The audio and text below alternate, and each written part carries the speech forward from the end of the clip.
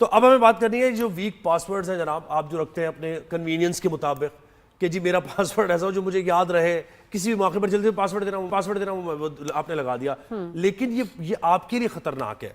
एक इदारा है, एक कंपनी है पैक AI, उन्होंने 6 बरसों के दौरान हैक होने वाले 10 करोड़ पासवर्ड्स का डेटा उसका तज्जिया किया है और सबसे ज्यादा मकबूल जो पासवर्ड है उसका इंकिशाफ किया। वो कौन सा हो सकता है? 000 या 1 2 3 4 5 6 7 8 9। हाँ, 9 तक आप ज्यादा पहुंच गई। 66 लाख से जायद जो पासवर्ड्स हैक हुए हैं, 66 लाख से जायद, वो है 1 2 3 4 5 6। अच्छा, क्यों? इसके पीछे एक लॉजिक है। हम सब ये चाहते हैं कि कोई ऐसा पासवर्ड हो, पासवर्ड भी क्या, नंबर, ये पिन की बात हम कर रहे हैं। अच्छा, हम पिन की बात कर रहे हैं, नॉट एग्जैक्टली पासवर्ड। पिन सबसे ज्यादा आसान आपको याद रहती है कि जी 1 2 3 4 5, और अगर आपको याद होगी तो आपको लगता है हैकर को नहीं याद होगी। बिल्कुल ऐसे ही। जो इतनी आसान आपके लिए तो हैकर के लिए तो और इजी होगी। अच्छा, 6 टाइम 1 जो है, यानी 1 1 1 1 1 1, ये दूसरे नंबर पर आया है इसमें जो हैक हुआ है पासवर्ड। बहुत सारे बुजुर्ग हैं, बहुत सारे सादे लोग होते हैं, वो ये उनके लिए इजी होता है, वो उनको डर ये होता है। ऐसे मेरे अब्बा भी कहेंगे कि यार ये मुझे याद नहीं रहेगा बेटा, तो मैं तो ये 1 2 3 4 5 लिख दो। तो हैकर्स नो दैट। बिल्कुल। और वो ABC 1 2 3 ये 5वें और 6वें नंबर पे रहा ABC 1 2 3। एक और कॉम्बिनेशन है जो मैं पहले करती थी, छोड़ दिया, 1 1 2 2 3 3। अच्छा, मैं तो इतनी लेजी हूँ कि मैंने सोचा कि क्या इधर उधर जाऊंगी, आराम से 1 1 2 2 3 3 4 4 कर दिया। नहीं, यही तो बात है ना, ये आपने नहीं करना। आपने कोई पैटर्न ऐसा बनाता है जिसको बनाना है, जिसको डिकोड करने में कोई जरा सोच समझ के तो करे। ये तो बड़ा लॉजिक काम करती है, बच्चे भी इसको याद कर लेते हैं। और 66 लाख जो डेटा हैक हुआ है, अब डेटा हैक का मतलब क्या समझते हैं आप? अगर कोई क्रेडिट कार्ड है किसी के पास और उसका पासवर्ड आपने नंबर्स ऐसे रखे हुए हैं, तो वो तो सब कुछ ही खत्म हो जाएगा। आपकी पिन जो है ना, उसके नंबर्स का सीक्वेंस होना चाहिए ट्रिकी। बिल्कुल, थोड़ा ट्रिकी सा होना चाहिए कि डिकोड करने में जरा तो मेहनत तो लगे। कोई अगर हैकर हो तो जरा मेहनत करके करे कुछ। आप तो इजीली बना रहे हो। स्टिल अगर आपके पास 4 नंबर जो के होते हैं एक पिन के, उसके कॉम्बिनेशन को क्रैक करना, मतलब अगर कोई पीछे लग जाए तो इतना मुश्किल भी नहीं है। हाँ, मुश्किल भी नहीं है, ये तो बहुत ही आसान हो गया ना, 1 2 3 4 5 6। मुझे ये लगता है कि अब इवेंचुअली आना चाहिए। अच्छा, ये दुबई में मैंने एक नई चीज देखी कि जब आप पिन एंटर कर रहे होते हैं पेमेंट करने के बाद, तो वो जो आपका वो क्या होता है, जैसे क्या होता है वो क्या चीज, नंबर्स डाल रहे होते हैं, क्रेडिट कार्ड स्वाइप कर रहे होते हैं, मशीन। अच्छा, मशीन पे इस दफा मैंने देखा उन्होंने एक नई चीज की है। 1 2 3 4 5 एक सीक्वेंस है, वो सीक्वेंस बदल दिया उन्होंने। 1 इधर चला गया है, 4 उधर चला गया, 0 इधर चला गया। मैंने कहा ये क्या? कहते हैं ये भी एक सेफ्टी है कि आप जो है ना, वो आपका कीबोर्ड के जो नंबर्स हैं उसको बदल ही दिया, उसका सीक्वेंस बदल। बड़ा उसमें क्या समझदारी है। जिस तरह टेक्नोलॉजी आगे बढ़ रही है उस तरह ये हैकिंग वगैरह, हैकर्स। बट आई थिंक ये 4 डिजिट्स ही सेफ नहीं है फॉर एनी पिन। इसको बदलना चाहिए, इसके साथ कोई ना कोई एक आप नंबर या कोई 2-3 चीजें और लगानी चाहिए। जी बिल्कुल ऐसे ही है, और थोड़ा मेहनत करके याद करें उसको। ऐसा नहीं है, होता ये है कि आप कन्वीनियंस देख के करते हैं कि बस मुझे याद रहेगा, तो याद करें अपने पासवर्ड को।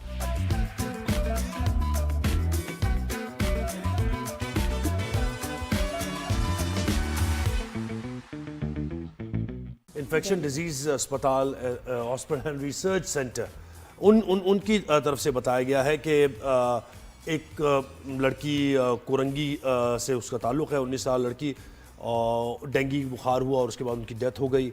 इसके साथ 26 डेथ्स रिपोर्ट हुई हैं अभी तक। डेंगू ये कोई बहुत एग्रेसिव इसका आई थिंक वेरिएंट था ऑफ डेंगू कि बच्ची एक दिन जो बीमार हुई है, पहले दिन ही उसकी डेथ होगी। तो ये ऐसा क्या हुआ? क्योंकि अब तो ये ट्रीट हो रही है कंडीशन, बहुत सारे पेशेंट्स हैं जो सेहतयाब होकर घर वापस जा रहे हैं। बिल्कुल ऐसे ही। तो ये कौन सा टाइप था ऑफ डेंगू जो कि इतना लीथल था? हाँ, कितना बड़ा ये खतरा है। इसके साथ साथ फिर नमूनिया की भी हम बात करेंगे।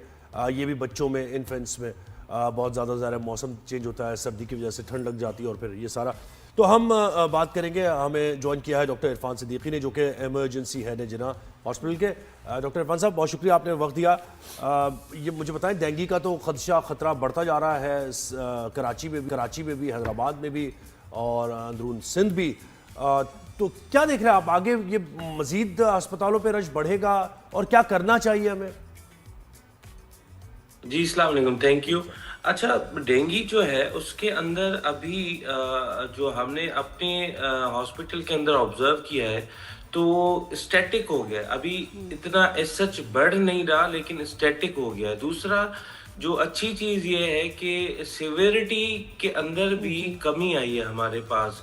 जब से लोगों ने प्रिकॉशंस लेना स्टार्ट किए, मीडिया ने अवेयरनेस देना शुरू की है, नो डाउट जो है वो बढ़ गया है 15 to 20%, लेकिन उसके अंदर अब स्टैटिक हो गया है। That is a good sign कि अब और उसके अंदर इंक्रीज नहीं आ रहा। हमारे पास अगर 200 पेशेंट आ रहे थे फीवर के और हम उनको डायग्नोज कर रहे थे डेंगू के टेस्ट की, तो उसमें से 50 पेशेंट डेंगू पॉजिटिव आ रहे थे। लेकिन अब जो है वो 30, 20, 25 इन बिटवीन पेशेंट्स आ रहे हमारे पास, और पेशेंट्स आके बता रहे कि हमने जो है प्रिकॉशंस लेना स्टार्ट किए हैं अपनी सराउंडिंग्स में, अपने तहत आप स्प्रेज करना स्टार्ट किए हैं, नेट्स लगाना स्टार्ट किए, गंदा पानी की जो सफाई है वो जो है अपने तहत जो है हमने साफ करना स्टार्ट किया है, क्योंकि डेंगू का एक बहुत बड़ा सर्च बढ़ गया था।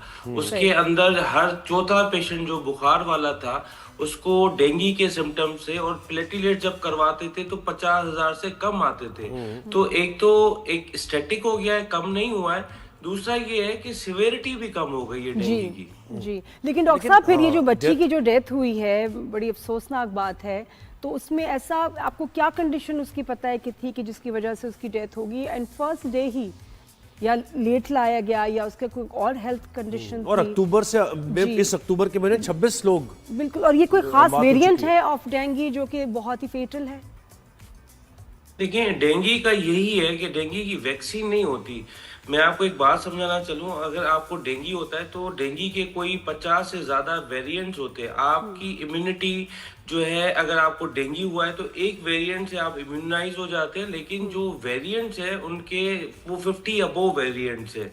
अब ये है कि बच्ची के अंदर एक तो इम्यूनोसप्रेसिव डिजीजेस भी होती हैं, दूसरा ये होता है कि जो अपने तहत आप बहुत देर तक फीवर को इग्नोर करना, तब तक क्या होता है कि प्लेटलेट्स बहुत कम हो जाते हैं, प्रिकॉशंस नहीं लेना। अब देखें डेंगू, मैं एक मेनली आपको एग्जांपल दूं, अगर आपको बुखार हो रहा है तो आप जल्दी आए और हॉस्पिटल की तरफ रुख करें ताकि डेंगू का टेस्ट करवा के और आपकी हाइड्रेशन बेहतर करें। टाइमली अगर हाइड्रेशन नहीं होती है तो पेशेंट जो है वो डेंगू शॉक में चला जाता है। इंटरनल ब्लीडिंग, छोटी छोटी जो वेसल्स होती हैं वो टूटना शुरू हो जाती है, और प्लेटलेट्स का कम होने का मकसद ये कि वो जो ब्लीडिंग स्टॉपेज है कहीं भी बॉडी से वो अब रुक नहीं सकती। उसके लिए वजह से डेंगू शॉक में जब पेशेंट चला जाता है तो वो इरिवर्सिबल चला जाता है। अब ऐसे पेशेंट को हम वेंट भी नहीं कर सकते, क्योंकि जहां जहां उसको ट्यूब लगेगा या ऐसा इंजेक्शन लगेगा वहां से उसको